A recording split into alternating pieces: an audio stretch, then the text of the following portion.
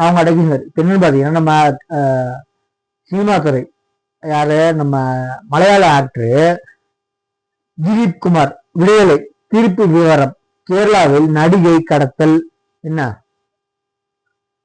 நடிகை கடத்தல் வழக்கில் நடிகர் திலீப் விடுவிக்கப்பட்டு தீர்ப்பு விவகாரம் வெளியானது. நடிகை கடத்தப்பட்ட சம்பவம் மற்றும் அவரது சினிமா வாய்ப்பை திலீப் குமார் குறைக்க முயற்சி செய்ததாக கூறப்பட்டு குற்றச்சாட்டுகள் நிரூபிக்கப்படவில்லை என நீதிமன்ற விளக்கம். ஆக்சுவலி இவங்க கூட இருந்தவங்களுக்கு தண்டனை. திலீப் குமார் இந்த குற்றத்தில் ஈடுபடலன்னு சொல்லிட்டு மலையாள ஆக்டர் திலீப் குமாரை விடுதலை செஞ்சிருக்காங்க. இவங்களோட குற்றம் சாட்டப்பட்ட 10 பேருக்கு மேல தண்டனை உறுதிப்படுத்தியிருக்காங்க.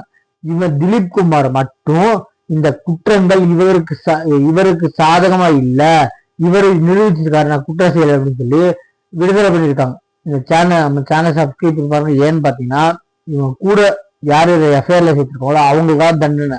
இவர் மேல குற்றச்சாட்டை நிரூபிக்கப்படவில்லை அப்படின்னு சொல்லி விடுதலை பண்ணியிருக்காங்க.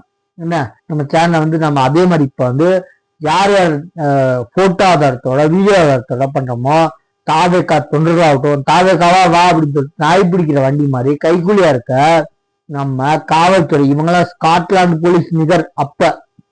இப்ப கைக்கூலி யாருக்கு, திமுக ஸ்காட்லாந்து போலீஸ்க்கும் நிகரா இருந்தவங்க தான் தமிழ்நாடு இப்ப இருக்காங்க ஒரு சில பேர்.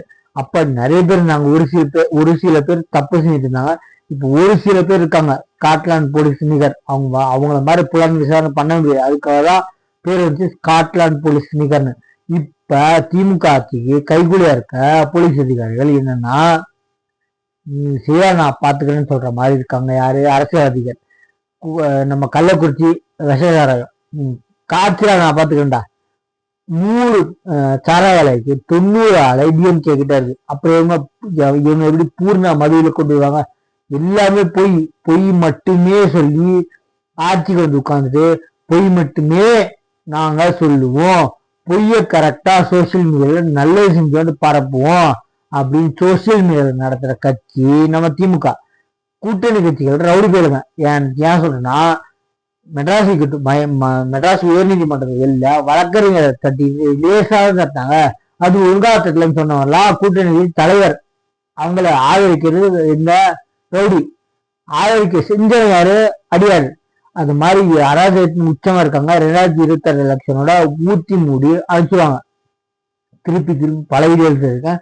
சேப்பாக்கம் தொகுதியும் கொளத்தூர் தொகுதியிலும் இப்ப இருக்க எம்எல்ஏ யாரும் தெரியல, கரண்ட் எம்எல்ஏ. அவங்க எந்த தொழில்னாலும் டெபாசிட் வாங்க மாட்டாங்க. என்னன்னா உங்க சிஎம்இ துணை சிஎம் சொல்ல டீன் கேளுங்க. துணை சிஎம்ல யாரு, அவரு ஐடி கம்பெனி நண்பர். எவ்வளவு பெரிய ஐடி கம்பெனி தெரியுமா, எவ்வளவு பெரிய மேனுபேக்சரிங் கம்பெனி தெரியுமா. அவர் 1000 பேர் வேலை கொடுத்தவர். அவர் அதான் தூக்கி வச்சுட்டு நான் போய் நல்லா செய்யறேன், தமிழ்நாட்டையே சுருட்ட போறேன்னு. இங்க அவரு எந்த துறையில இருந்தார்ல, பெரிய பெரிய ஐடி கம்பெனி, பெரிய உலகத்திலே பெரிய ஐடி கம்பெனி விட்டு வந்தவர்.